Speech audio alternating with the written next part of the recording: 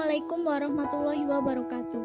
Saya Amila Solia Filhayati akan menceritakan biografi seorang tokoh pendidikan bernama Ibnu Khaldun. Beliau merupakan tokoh penting dalam peradaban Islam ke-14 yang memiliki berbagai gelar, mulai dari babak sosiologi, peletak dasar filsafat sejarah, perintis ilmu ekonomi, hingga penggagas teori politik. Banyak referensi yang berbeda-beda mengenai nama lengkap Ibnu Khaldun. Salah satunya, seperti yang disebutkan pada kitab Mukadimah terjemahan Matsuri Irham, bahwa nama asli Ibnu Khaldun ialah Abdurrahman Ibnu Khaldun al-Maghribi al-Hadrami al-Maliki. Ibnu Khaldun lahir di Tunisia pada 27 Mei 1332. Keluarga Ibnu Khaldun yang terdiri atas ibu, ayah yang bernama Abu Abdullah Muhammad, dan kakak yang bernama Yahya Khaldun menetap di Tunisia setelah Spanyol direbut penguasa Kristen. Sejak kecil, Ibnu Khaldun memiliki rasa keingintahuan yang kuat. Hal ini membuatnya memperhatikan keadaan di sekitarnya dengan jeli.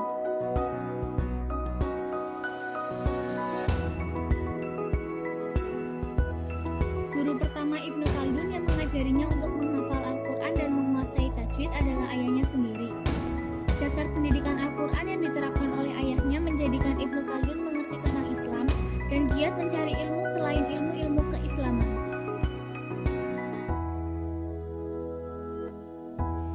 Sebagaimana dikatakan olehnya, ketahuilah bahwa pendidikan Al-Quran termasuk syiar agama yang diterima oleh umat Islam di seluruh dunia Islam.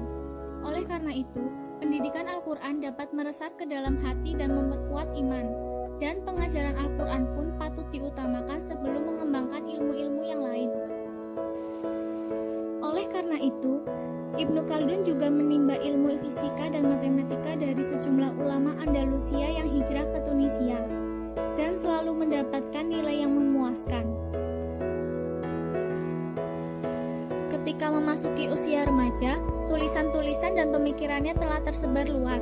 Beberapa karyanya yang terkenal yaitu At-Tarikh bi Ibnu Khaldun, Mukadimah, Lubab al-Muhassal fi Usul ad-Din. At-Tarikh bi Ibnu Khaldun yaitu sebuah kitab autobiografi atau sejarah hidup Ibnu Khaldun.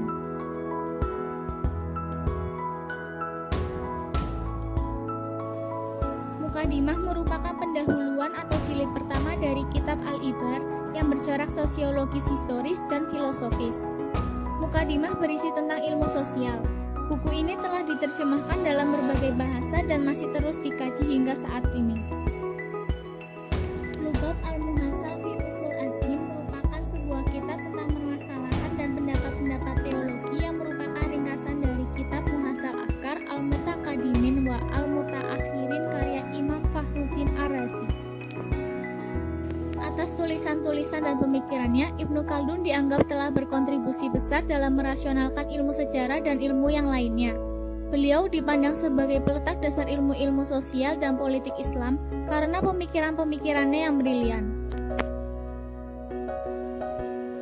Beliau pun dikenal sebagai babak ekonomi Islam karena pemikiran-pemikirannya tentang teori ekonomi yang logis dan realistis yang telah dikemukakannya jauh sebelum Adam Smith dan David Ricardo mengemukakan teori-teori ekonominya. Pada tahun 1348, ketika Ibnu Khaldun berusia 17 tahun, Eropa dilanda wabah penyakit yang menyebabkan banyak korban jiwa, termasuk guru-guru dan orang tua Ibnu Khaldun. Sementara itu kakaknya, Yahya Khaldun juga telah meninggal dibunuh pesaing yang ingin merebut posisinya sebagai sejarawan kesultanan. Sejak itu Ibnu Khaldun lebih fokus pada masalah politik. Di usianya yang ke-21, Ibnu Khaldun diangkat menjadi sekretaris Sultan Al-Fat dari dinasti Haf yang berkedudukan di Tunisia. 2 tahun kemudian, beliau hijrah ke Baskarah Aljazair karena kekalahan Sultan Al-Fadl dalam pertempuran. Menjelang akhir hidupnya, Ibnu Khaldun sempat mengikuti perang Kesultanan Mamluk melawan bangsa Mongol di Suriah. Dalam perang ini, Ibnu Khaldun menunjukkan kemampuan diplomasinya dengan melakukan negosiasi kepada bangsa Mongol.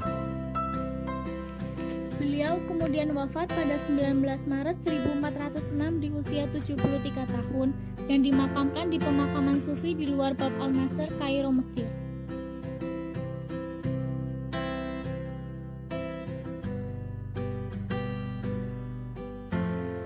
Sekian dari saya. Wassalamualaikum warahmatullahi wabarakatuh.